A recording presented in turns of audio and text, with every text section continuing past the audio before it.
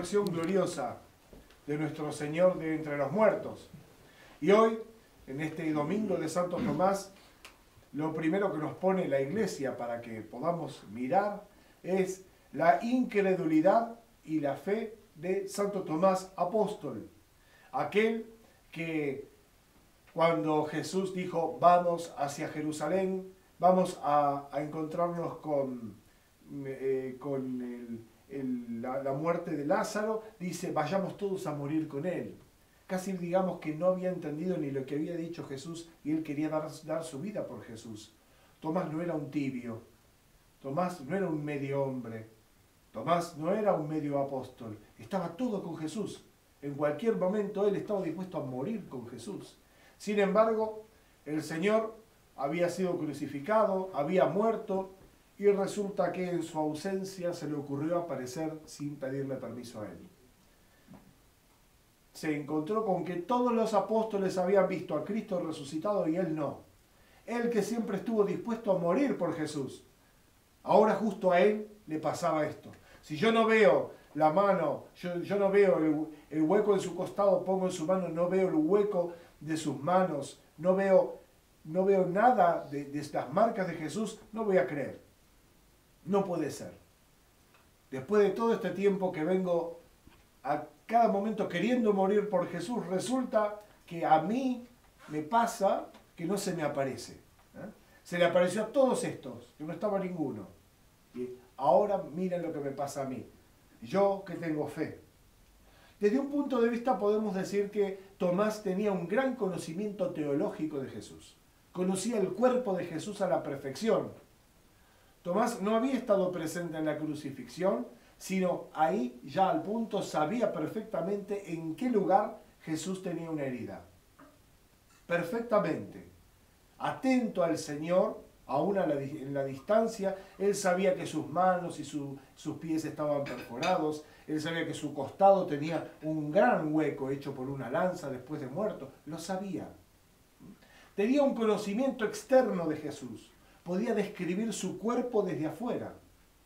Sin embargo, amargado, él pensaba que no gozaba de su amistad ni de su intimidad.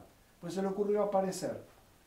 Se le ocurrió donar ya no los detalles de su cuerpo, sino el don de su presencia a otros.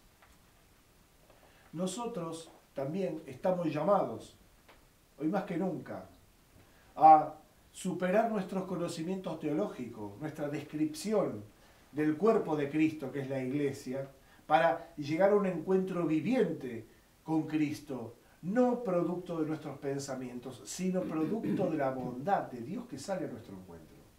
Es Él el que resucitó porque quiso, no porque nosotros se lo dijimos. Es Él el que creó la Iglesia y nos llamó a la salvación. Y somos nosotros los que a lo sumo decimos, sí, Señor.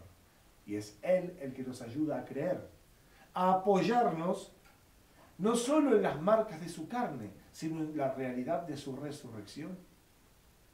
No solo en el hecho de haber surgido dentro de la muerte, sino en la intimidad que Él propone a los suyos. Yo ya no os llamo siervos, le dicen los apóstoles, os llamo amigos. Amigos. No amigos que comen un asado y después no se hablan más. No amigos que comparten un momento de la vida. Es íntimo. Yo ya no los llamo empleados, los llamo íntimos. Más que familiares, íntimos. Esa intimidad de la vida con Jesús es algo que Él nos propone. Una semana después, esto que Santo Tomás se había encontrado desprovisto del testimonio de la carne de Cristo, se había encontrado que él, el único que no lo había visto, una semana después es el que sale al encuentro, se aparece especialmente para decirle, felices los que creen sin haber visto. En algunas interpretaciones un poco peregrinas, miran todos estos relatos como la creación de una comunidad que extrañaba a un maestro al cual no había conocido y que creaba anécdotas que mantenían vivo su recuerdo y que lo hacían presente en su vida de una manera que no fuera de un contacto personal. Ese tipo de interpretaciones que lamentablemente cunden en la Iglesia y van en contra de lo que enseña la Iglesia y la transmisión de los apóstoles, establecen, digamos así, una barrera entre Cristo real, ¿sí?, y nosotros, haciéndonos ver como que a lo sumo nosotros podemos pensar en Cristo, tomarlo como un buen ejemplo, pero no podemos pretender tener una relación personal a partir de su resurrección histórica, real, en la Iglesia. Siempre queda una relación mutilada. Es algo que yo siento, nada más, no algo de lo cual participo plenamente. Por eso la Iglesia nos enseña con plenitud, la enseñanza de los apóstoles. Y este es un testimonio de su resurrección histórica, ya no una vuelta a la vida, sino el comienzo de algo que podemos decir metahistórico, está por encima del transcurso de las cosas que conocemos. Cristo viene y aparece en este mundo que empieza y que termina, pero Él ya pertenece a una realidad, en cuanto hombre, que está fuera de este mundo. Por eso, nuestra fe a nosotros nos une a este Cristo que está acá, pero que no pertenece acá. Creer en Cristo resucitado, ser sus íntimos, esperar poder gozar de su intimidad, hacernos cargo de su bondad hacia nosotros, nos pone aquí, pero nos muestra que no somos de aquí. Que nuestra vida está dirigida a una realidad que, lejos de ser mítica, lejos de haber sido compuesta por una supuesta comunidad primitiva con mucha imaginación, y cuántos mitos pseudo-protestantes y pseudo-racionalistas ha habido, es la realidad tangible de la aparición de Dios, nos introduce en algo completamente nuevo que viene a romper nuestra lógica, nuestros calendarios, nuestra agenda, nuestras prioridades. He aquí el primer escolio, el primer obstáculo para que Cristo realmente crezca en nuestras vidas. No estamos dispuestos a abandonar nuestra lista de prioridades por este que dicen que resucitó.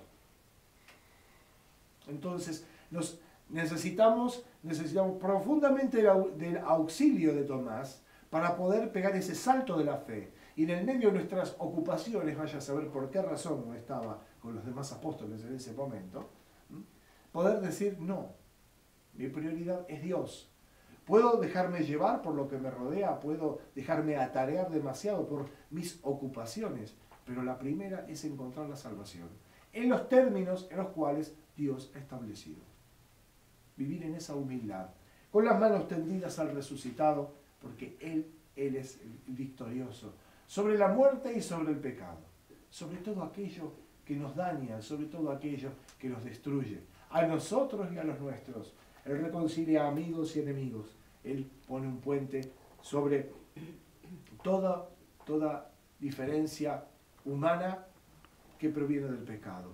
El Señor ha resucitado. Él nos ha salvado. Él nos ofrece esa salvación. Acerquémonos pues con la fe de Tomás, que una vez que Él nos muestre su costado, nos aferremos y nunca más lo volvamos a soltar. Amén. Que la Santísima Madre de Dios, Madre de aquel que nos da la vida, nos fortalezca y nos guíe en el camino de la verdadera fe. Amén. Cristo resucitó.